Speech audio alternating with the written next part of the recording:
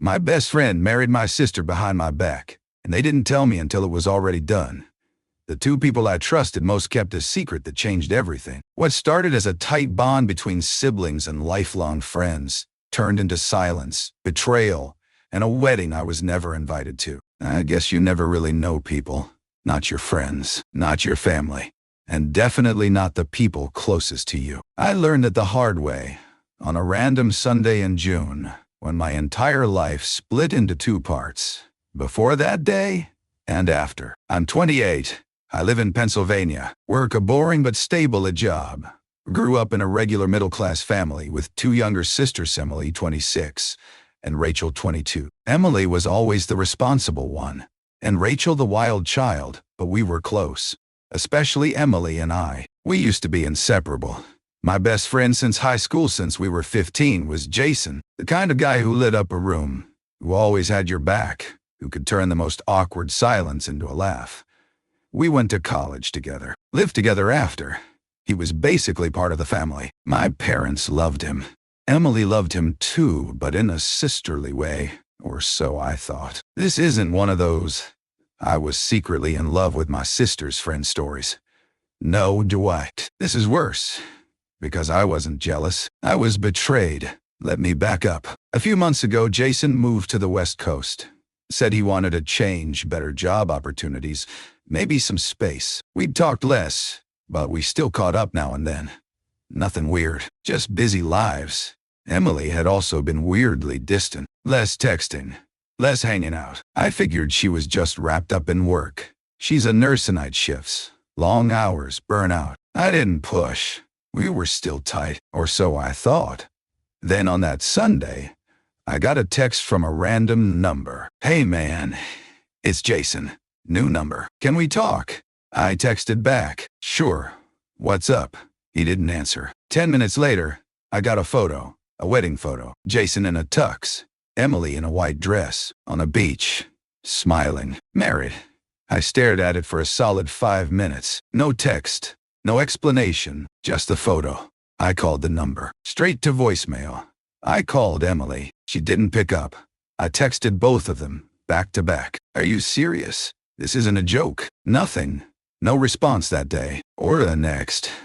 2 full days passed before I got a text from Emily. It said, "I'm sorry you had to find out this way. We didn't know how to tell you." I sat in my kitchen rereading that line. We didn't know how to tell you, like it was some rational explanation for getting secretly married behind my back. I called her. She picked up this time. "Emily," I said. My voice was shaking. "What the actual fuck is going on?" She sighed. "I knew you'd be angry." Angry? Are you kidding me right now? You married my best friend and didn't even tell me. It wasn't like that. Oh no? What was it like then? Because from here, it looks like the two people I trusted most went behind my back and then texted me a picture like it's some Facebook post. She was quiet. "How long?" I asked. She hesitated. "Emily, how long?" "A year and a half," she said finally. I felt sick. You were dating him for a year and a half and never said a damn word? We didn't want to make it weird. It is weird. It's weirder now because you hid it. I could hear her voice breaking. "I didn't want to lose you." I laughed, loud and bitter. "Well, congrats. You did." I hung up. Jason didn't reach out until 3 days later. He sent this pathetic message. "I get it. I messed up. I didn't mean for it to happen this way. I hope someday we can talk." I didn't reply. I didn't know what to say. I didn't even know who they were anymore. I spent the next few days in a weird haze. Like I was technically function jading, working, replying to emails, but none of it felt real. My phone kept buzzing with messages I didn't want to read. Some from my mom, some from Rachel. I didn't open any of them. I couldn't, because deep down I was starting to understand something far worse. This wasn't just between me, Emily, and Jason. They hadn't just gotten married in secret. They lied to me for over a year, and I was the last to know. I finally broke down on a Thursday night and called Rachel, my youngest sister. She picked up on the second ring. "Hey," she said softly. No fake cheer, no pretending nothing was wrong. Just one word, and I knew. She knew. "You knew, didn't you?" Silence. "Rack," she sighed. "Yeah, I did." "How long?" I found out about 5 months ago. I swear I didn't know the whole time. That's still 5 months. You didn't think maybe I'd want to know that my best friend was dating our sister. I wanted to tell you, but Emily asked me not to. She said she was going to tell you herself, but she didn't. I was pacing my apartment, trying not to yell. She never did. I know. I'm sorry. I was quiet for a long time. Then I asked, "Did Mom and Dad know too?" Rachel didn't answer at first, and then she said it slow, like it physically hurt her. "They knew before me." I felt something shift in my chest, like the floor cracked under my feet just enough to feel it, but not enough to fall through. Yet. "So, everyone knew," I whispered. "Everyone but me. I don't think it was meant to hurt you, I swear." "Well, it did." My voice came out sharper than I intended. "I know," she said again. And she sounded like she meant it. After I hung up, I just sat there on my couch in the dark. No music, no TV, nothing. Just me. And this giant, gnawing feeling I couldn't shake. Was I that easy to lie to? Or did they just not care? The next weekend, my mom invited me over for dinner. I almost didn't go. I thought about ghosting them for a month, a year, forever. But something in me needed to see them. Face to face. I had to know if they'd look me in the eye. It was just the four of us. Me, Mom, Dad, and Rachel. Emily wasn't there. "I told her not to come tonight," Mom said as she brought out dinner. Figured it'd be easier. I sat across from my dad, who couldn't even look at me. Just stared down at his plate like there was something interesting in the mashed potatoes. "Why didn't anyone tell me?" I asked. Quiet but firm. Mom set down the bowl. "We wanted her to be sure. It wasn't a casual thing." And then it got serious. Too serious. "She didn't know how to tell you without hurting you. But lying was better." "It wasn't about lying, honey." "Bullshit," I snapped. "You all chose not to tell me. For months. You had dinners together. You probably had holidays together. You let them build a whole relationship while I was sitting there like a goddamn idiot thinking nothing had changed." My dad finally spoke. "We didn't think it was our place." "Oh, come on," I said. "You're my parents. It's exactly your place when your daughter's sneaking around with your son's best friend." Rachel was sitting silently next to me, staring into her water glass like she could crawl inside it and disappear. Then my mom said it, the line that really broke me. "Jason didn't want to lose your friendship. That's why they kept it quiet." I blinked. "So it was about his comfort?" "No, it's not like that." "Yes, it is. You all protected him. And Emily, but not me." That's when my dad lost it. "You think this was easy for us? Watching you get left out knowing you'd take it like this?" I stood up. "I'm not taking it badly. I'm taking it honestly. You all lied. That's not my reaction problem. That's a you problem." I left before dessert. I didn't speak to anyone for 2 weeks. Not Jason. Not Emily. Not my parents. I stopped answering texts. Turned off read receipts. I even muted their names in my phone so I wouldn't see them light up. I went to work. I went home. I didn't go anywhere in between. And for a while, that was enough. Until one night there was a knock on my door. It was Jason. He looked like shit. Unshaven. Hoodie-dyed dull. No smile. Just stood there with a look I couldn't read. "I know you don't want to see me," he said. "But I need to say something." I didn't move. Talk. "I didn't plan to fall for her," he started, "but I did. And I knew you'd be pissed, so I just froze. I kept waiting for the right time to tell you, but it never came. And then it got too far, and I didn't know how to come back from it." "So you didn't," I said flatly. "I didn't want to lose you." "You did." He looked down. "I know." We stood there in silence for a long moment. Then he said something that stuck with me. "I thought I could have both. You and her. I thought if I just waited long enough, you'd understand." I shook my head. "You didn't wait. You ran." He nodded slowly. "I know." Then he turned and left. No fight. No yelling. Just left. After Jason walked away that night, something shifted in me. Before that moment, I thought maybe there was a chance I'd eventually get over it. That time would dull the edges. That if I just went numb for long enough, the betrayal would feel like a dull ache instead of a fresh wound. But standing there, watching him walk away like some tragic figure in a sad indie movie, I realized they got everything they wanted. He got the girl. She got the guy. They got to build a life on top of a lie, and I was the one left in the rubble, expected to get over it and be okay. I wasn't okay. And the worst part, I still felt like I was missing something, that there was more to the story than just them falling in love. You don't hide a relationship for over a year unless there's something ugly underneath it. So I started digging, not like a psycho, just quietly, casually. At first, I started with old texts. I scrolled back months through group chats with Jason, old messages with Emily, looking for anything weird, any hint of something going on before I should be known. That's when I saw it. A message from Emily, from 14 months ago, replying to a meme Jason sent in our group chat. The timestamp was 2:14 a.m. I remember that night. Jason and I had gone out drinking. I got home hammered. He said he was calling it a night too. Apparently not. Her message was just a laughing emoji. Harmless, right? Except I clicked into her chat with me and saw that she'd texted me earlier that night saying she was heading to bed early, exhausted from work. Weird. I dug deeper. Checked Jason's Instagram. Looked at pictures, dates, yo tags. One post from a weekend last July showed a beach sunset in Delaware. He'd captioned it, "Solo escape to clear my head." No tags. Just ocean and sky. But Emily had posted a similar shot on the same day, same location. No tags either, just the ocean. I kept scrolling. 2 more posts. One from Jason's stories now gone, but I'd saved a screenshot of it back then. A blurry dinner table, wine glasses, someone else's hand barely in frame. I never noticed it before, but the bracelet, it was the one Emily always wore. A silver band with a blue stone she got for her 24th birthday. I was starting to piece it together.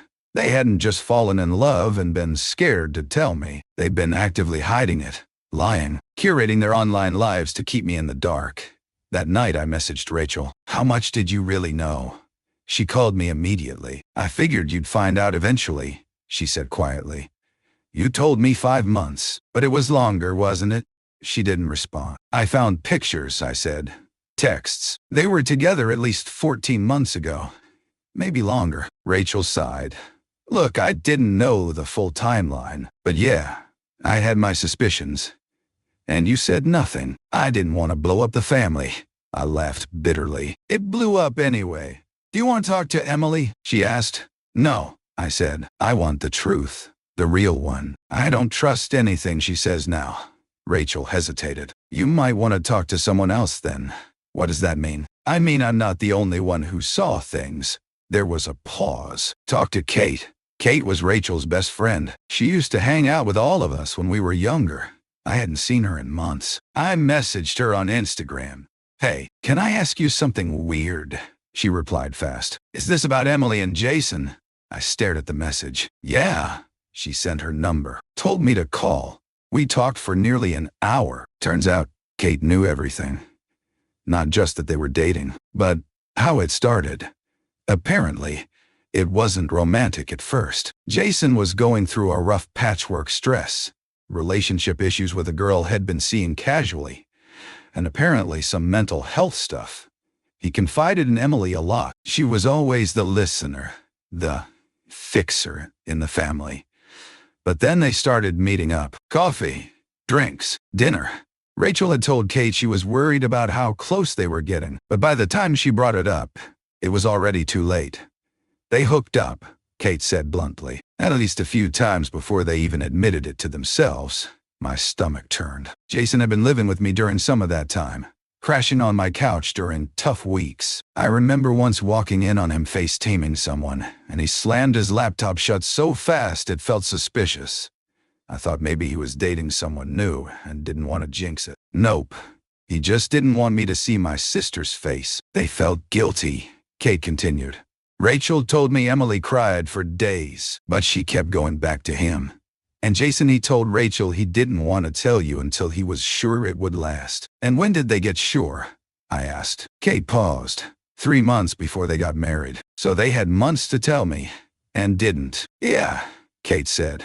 Because they didn't care about telling you. They cared about not losing you. There's a difference. That night I sat alone on my balcony with a whiskey in hand and a question I couldn't shake. What do you do when the two people closest to you destroy your trust and don't even ask for forgiveness? They didn't want me to blow up.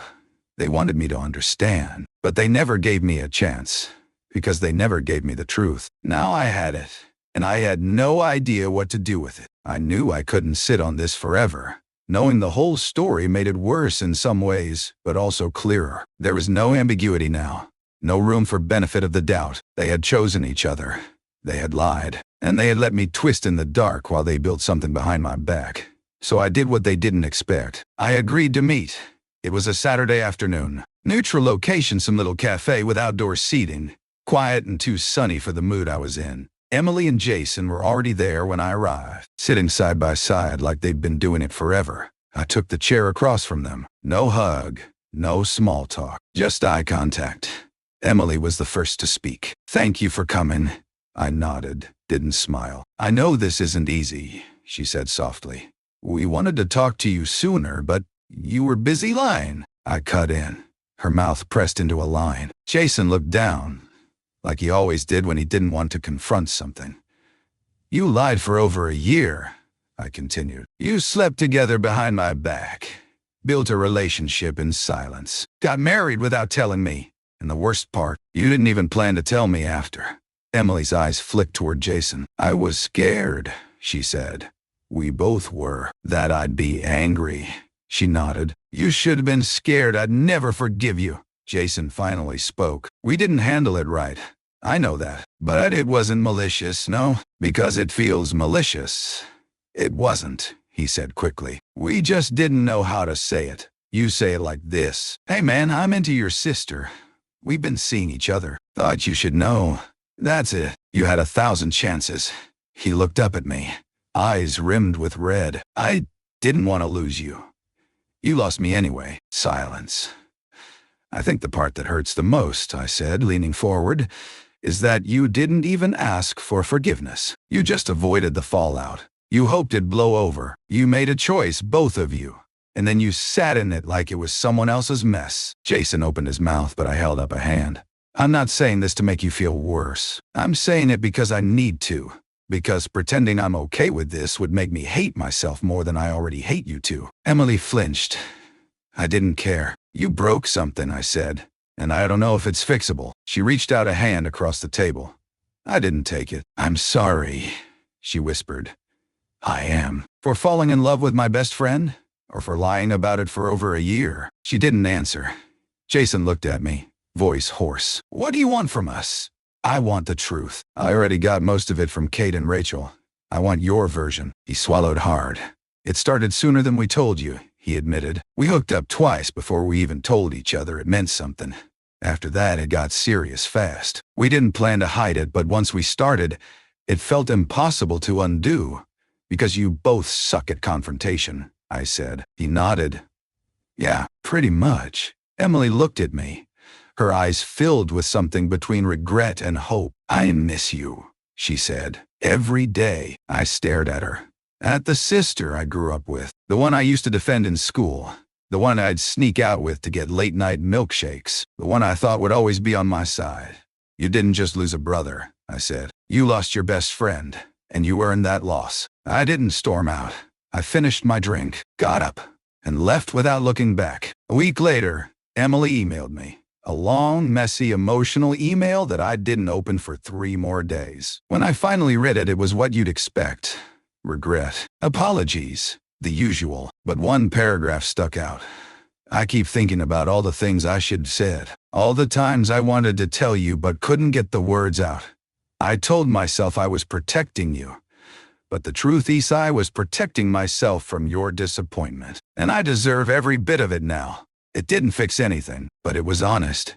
And that was new. I don't know if I'll ever forgive them. I've seen them once since that cafe. It was at a family gathering. No big drama, just distance. Polite, cold nods, like coworkers who used to be friends. They're still married. They seem happy. And I'm learning how to live with that. Not accept it. Not be okay with it. Just live with it. Because sometimes, closure isn't a door that gets shut. It's learning how to walk past it without waiting for it to open. Update. 11 months later, she called me last night. I wasn't planning to post an update. Honestly, I thought the story was over. But something happened last night that knocked the wind out of me. It was around 11:30 p.m. I was about to crash when I got a call from an unknown number. I usually ignore those, but something made me pick up. It was Emily. Her voice was quiet, like she was trying not to wake someone up. I could hear wind in the background, like she was walking. "I'm sorry for calling," she said. I needed to hear your voice." I didn't say anything at first. I waited. "I left him," she said. That made me sit up straight. She explained everything in this quiet, trembling voice. Apparently, Jason had been distant for months. Not cheating yet, at least she didn't think so, but emotionally cold. He started drinking more, going out late. When she'd try to talk about it, he'd shut down, dismiss her, change the subject. They'd been in couples therapy, but it wasn't working. Last night, they had a huge fight. She said she asked him directly, "Do you even love me anymore?" He didn't answer.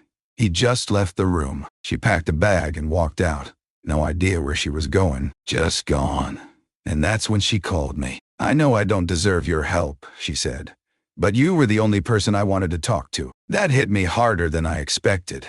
We stayed on the phone for almost an hour. Not just about Jason, about our parents, our childhood, dumb inside jokes we hadn't mentioned in years. I kept my walls up, but not as high as before. At one point, I asked her the question that had haunted me since everything went down. "If you could go back, would you still choose him?" She was silent for a long time. Then she said, "No, I would have chosen you." Not romantically, obviously. She meant she would have chosen Meher brother, her friend, her blood. And that broke something in me, something I didn't know I'd been carrying. I don't know what this means. I'm not saying we're close again. I'm not saying I forgive her. But for the first time in almost a year, I felt like maybe she finally understands what she did. And maybe that's the first step towards something that isn't just ashes. Thanks for reading. I didn't expect anyone to care this much, but seeing how many people resonated with the story has helped more than I thought it would. Sometimes, strangers are better at listening than the people who know you best. Epilogue. 2 years later. I'm not who I was 2 years can change everything. I moved to Seattle, got a new job, new apartment, new routine. Sometimes I still catch myself glancing at my phone, expecting a text from Jason like old times. It's a ghost habit, one of many I've had to bury. Emily and I were in touch. Not close, not like before, but there's a kind of peace between us now. We text sometimes, birthdays, holidays. Occasionally, she'll send a random photo of our dog from childhood and say, "Remember this?" I always remember. Some memories never fade, even if the people in them do. She finalized the divorce 6 months after that phone call. Said Jason never really fought for the marriage. Said he didn't have to. It was broken long before she walked away. I didn't ask for details. I didn't need them. As for Jason, I haven't spoken to him since. He sent me one long email about a year ago, apologized again, told me he still thinks about how badly he messed up, said he hoped I was happy. I didn't respond. Maybe I will one day, but not because he deserves it, because I might. Letting go isn't a moment. It's a series of small decisions. You let go of the rage, then the blame, then the endless what-ifs. You let go of the idea that closure has to come from the people who hurt you, and you start giving it to yourself. I'm in therapy now. I never thought I'd say that out loud, but it's helped more than I expected. I don't just talk about Emily or Jason. I talk about me, who I was when all this happened, and who I want to be now. The most surprising part? I'm starting to trust again. Not fully, not blindly, but I've met someone. She knows my story, all of it, and she didn't flinch. She just said, "That's a hell of a scar. But scars mean you heal." She's right. So if you're reading this because someone betrayed you, someone you loved, someone you never thought would just know this, it gets better.